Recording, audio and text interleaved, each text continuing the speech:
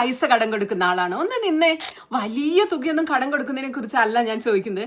10 രൂപ ആയിക്കോട്ടെ, 10,000 രൂപ ആയിക്കോട്ടെ, പണം കടം കൊടുത്തോ, എന്നാൽ ആ ബന്ധം പോയി എന്ന് കണക്ക് കൂട്ടിക്കോ. അല്ലെങ്കിൽ 10 പൈസ നിങ്ങൾ ഒരാൾക്ക് അനർഹമായിട്ട് അല്ലെങ്കിൽ അനാവശ്യമായിട്ടൊക്കെ 10 പൈസ നിങ്ങൾ സ്നേഹം കൊണ്ടോ സഹായിക്കാനോ വേണ്ടി കൊടുത്താൽ മതി, ആ ബന്ധം പോയി കിട്ടും. അതെന്താ അങ്ങനെ? ശരിക്കും എനിക്ക് അതിന്റെ ഒരു സൈക്കോളജി ഇത്രയും കാലമായിട്ട് മനസ്സിലായിട്ടില്ല. എന്റെ അനുഭവം ഓരോരുത്തരൊക്കെ നമ്മളെടുത്ത് വരും. എന്നിട്ട് എന്തെങ്കിലുമൊക്കെ ചിലപ്പോൾ നമുക്ക് അടുപ്പമുള്ളവരായിരിക്കും, ചിലപ്പോൾ നമ്മുടെ ആരും ആയിരിക്കില്ല. കെഞ്ചിയൊക്കെ പല ആവശ്യം പറഞ്ഞ് പൈസ ചോദിക്കും.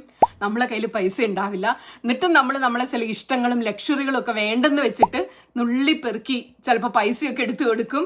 പിന്നെ എന്തെന്നറിയില്ല, കാശ് വാങ്ങിയവന് നമ്മൾ നമ്പർ 1 ശത്രുവായി, അസ്വസ്ഥതയായി, ഒഴിഞ്ഞു മാറലായി, മുമ്പുള്ള ബന്ധം പോകലായി. അതെന്താ ശരിക്കും അങ്ങനെ? ചിലപ്പോ ചില ജോലിയൊക്കെ ചിലർ ഏൽപ്പിക്കുമ്പോൾ അവർ അഡ്വാൻസ് ഒക്കെ വേണമെന്ന് പറയും. ചിലപ്പോൾ ദാരിദ്ര്യമൊക്കെ പറഞ്ഞാൽ, അല്ലെങ്കിൽ കടം വാങ്ങിയ പൈസ അഡ്വാൻസിലേക്ക് ഒപ്പിക്കാൻ, ശമ്പളത്തിലേക്ക് എന്ന് പറയും.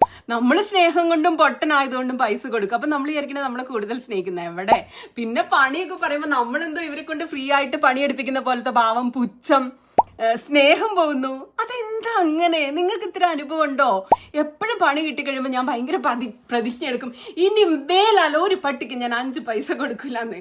എവിടെ നടക്കുന്നു? നമ്മുടെ ചങ്കും കരളും ആയ ഓരോരുത്തർ പിന്നെയും വരും, പൈസ ചോദിക്കും, ആ കരളും പോവും, നമ്മൾ പൈസ കൊടുക്കും. ഈ ആഴ്ചയും കിട്ടി എനിക്ക് 8ന്റെ പണി.